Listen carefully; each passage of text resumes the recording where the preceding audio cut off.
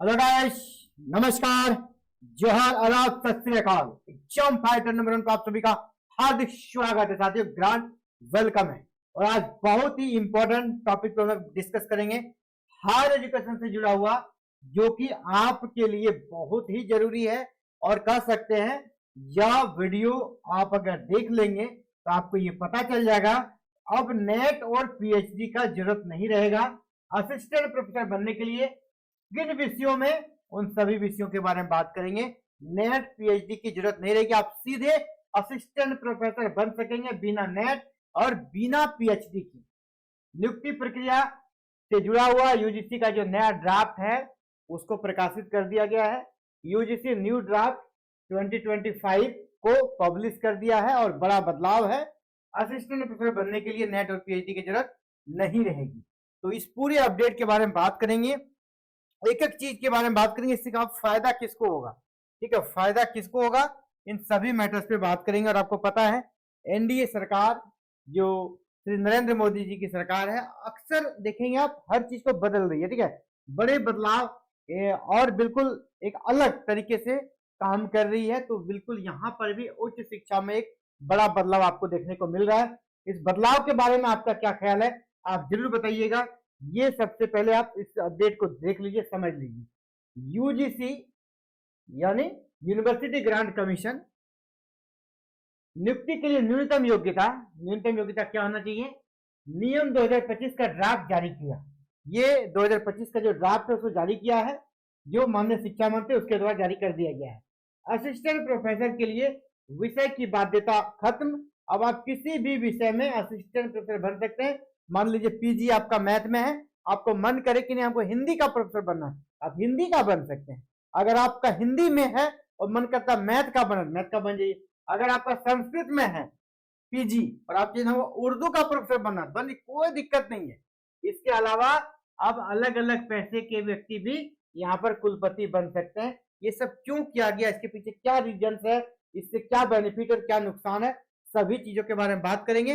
Assistant professor के लिए PhD और नेट की योग्यता क्या बिल्कुल अब मायने नहीं रखती है इस नए नियम के अनुसार, इन सभी मैटर्स पे बात करेंगे साथियों। तो चलिए एक एक करके देखते हैं। पूरे न्यूज को गहराई से मैं इसको रीड कर रहा हूं, आप ध्यान से सुनिएगा। जहां पे इसको डिस्कस करने का होगा हम लोग डिस्कस भी करते चलेंगे, ठीक है।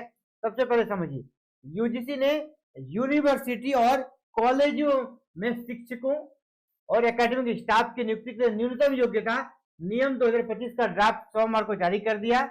नए ड्राफ्ट के अनुसार यूजीसी उच्च शिक्षण संस्थानों में शिक्षकों की नियुक्ति के लिए योग्यता मानदंड में बदलाव कर दिया है। अब जो योग्यता होती है ना, मिनिमम योग्यता होनी चाहिए, उसमें बदलाव किया है।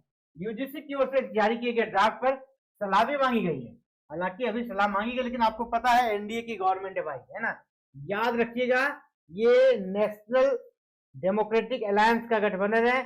नेशनल डेमोक्रेटिक अलायंस, एनडीए की सरकार जो भी डिसीजन एक बार लेती है ना, आपका क्या उधर से आता सुझाव, उससे कोई मायने नहीं, जो हो गया सो हो गया। मैं आपको आज कर रहा हूं, ये ड्राफ्ट जैसा है ना वैसा ही रहेगा। आपके सुझाव यहाँ पर बहुत ज्यादा फर्क नहीं डालने वाला है, इसको लिए आप तैयार रहिए। यूजीसी की ओर से जारी किए गए ड्राफ्ट पर सलाह मांगी गई है। इसमें शिक्षा मंत्री जो धर्मेंद्र प्रधान ने यूजीसी के नए नियमों का ड्राफ्ट जारी किया है। इन नए नियमों का मकसद शिक्षकों की नियुक्ति प्रक्रिया को बदलना, शिक्षकों की नियुक्ति प्रक्रिया को क्या करना है, बदल देना है और उसे राष्ट्रीय शिक्षा नीति एनईपी 2020 के लक्ष्यों के साथ जोड़ना है, उसको उसके साथ जोड़ देना है। यह ड्राफ्ट यूनिवर्सिटी और कॉलेजों में शिक्षकों की और एकेडमिक स्टाफ की नियुक्ति के लिए न्यूनतम योग्यता के संबंध में जारी किया गया है। नए नियम में देखिए यहाँ पर क्या लिखा, नए नियम में नेट या पीएचडी भी जरूरी नहीं, काम की योग्यता जरूरी, ठीक है।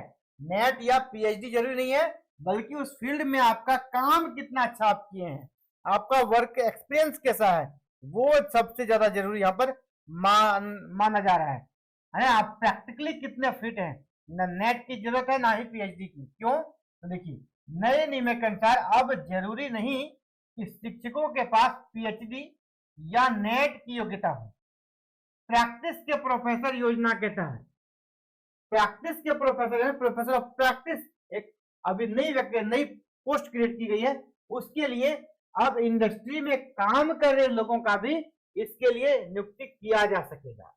कौन कौन सा सब्जेक्ट देख लीजिए, योग है ना, योगा हो गया, संगीत, म्यूजिक, प्रदर्शन कला, दृश्य कला, मूर्ति कला, नाटक जैसे क्षेत्रों में विशिष्ट प्रतिभाओं को डायरेक्ट असिस्टेंट प्रोफेसर के रूप में चयनित कर सकते हैं।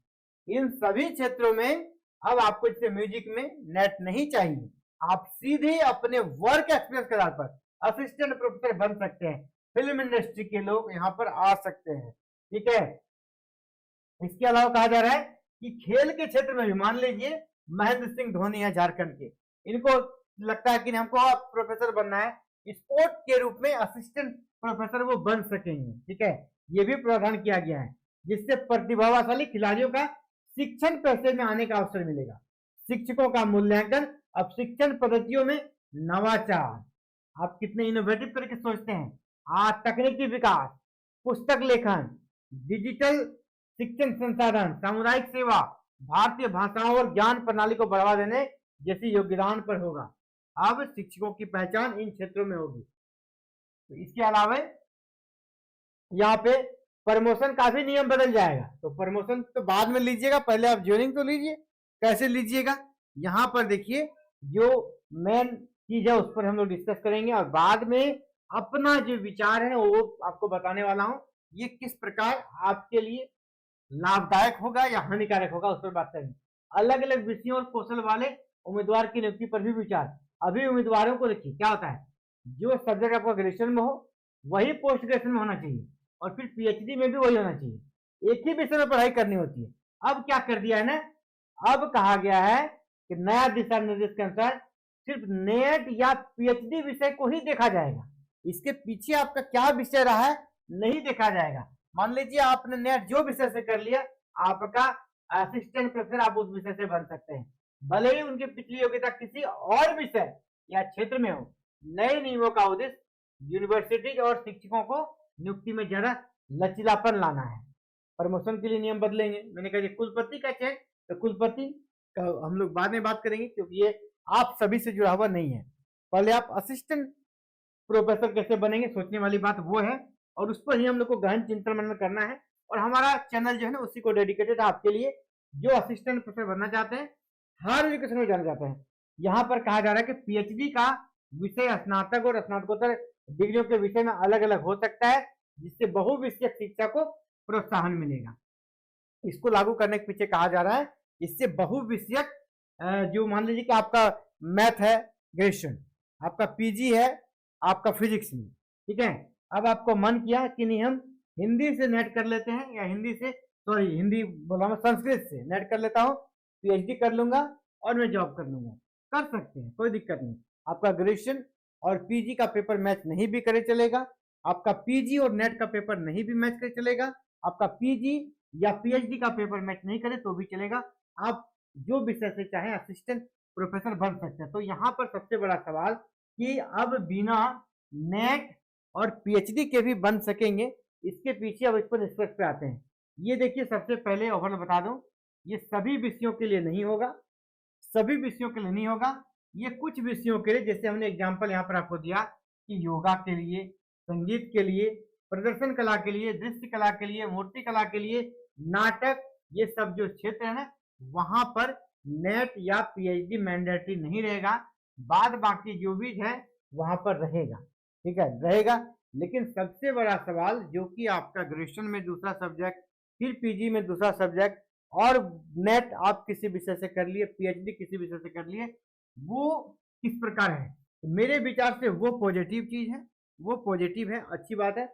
लेकिन यहाँ पर भी नेट या पीएचडी कुछ तो होनी ही चाहिए थी, क्योंकि असिस्टेंट प्रोफेसर का पद है।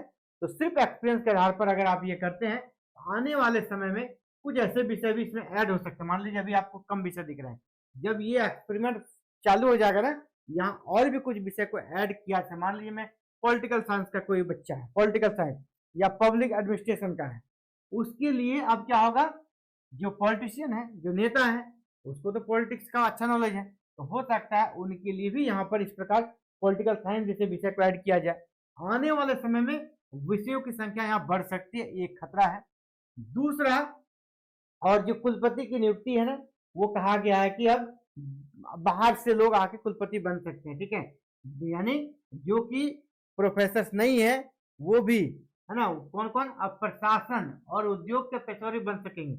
यानी अब ये पोस्ट किसको दिया जाएगा, आईएएस को दिया जा सकता है, प्रशासन से जुड़े हुए लोगों को, है ना, आईएएस को दिया सकता है, आईपीएस को दिया सकता है, या फिर उद्योग इंडस्ट्री के लोगों को दिया सकता है, या फिर किसी नेता को, पॉलिटिशियन को दिया सकता है। तो ये निश्चित रूप से जो यूनिवर्सिटी का एकेडमिक इन्वायरमेंट है उस पर गलत प्रभाव पड़ेगा, इसका मैं विरोध करता हूँ। ये नहीं होना चाहिए, क्योंकि जब आपके बीसी या प्रो बीसी जब तक इस लाइन से पढ़ लिख कर नहीं जाएंगे वो हमारी समस्या को नहीं समझ पाएंगे। क्योंकि अभी जितने भी आप देखते हैं बीसी वही बनते हैं जो असिस्टेंट प्रोफेसर के रूप में सालों साल काम करते हैं, एसोसिएट प्रोफेसर के रूप में सालों साल काम करते हैं, रिसर्च करते हैं, बुक लिखते हैं, आर्टिकल लिखते हैं, तब जाकर उस पद पे पहुंच पाते हैं। तो उसका जो इम्पोर्टेंस है वो उसको समझ पाते हैं। हर एक चीजों को, जो कि पढ़ाई कैसे विद्या का मंदिर होता है हमारा यूनिवर्सिटी जो कॉलेज, वहां पर पढ़े लिखे लोगों का होना बहुत जरूरी है ना। बहुत ज्यादा पढ़े लिखे लोग रहते हैं वर्तमान की जो प्रक्रिया है।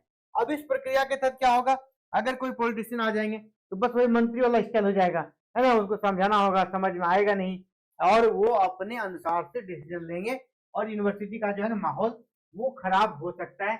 इसीलिए जो पेशेवर भी बन सकेंगे कुलपति, ये वाला नियम सही नहीं है।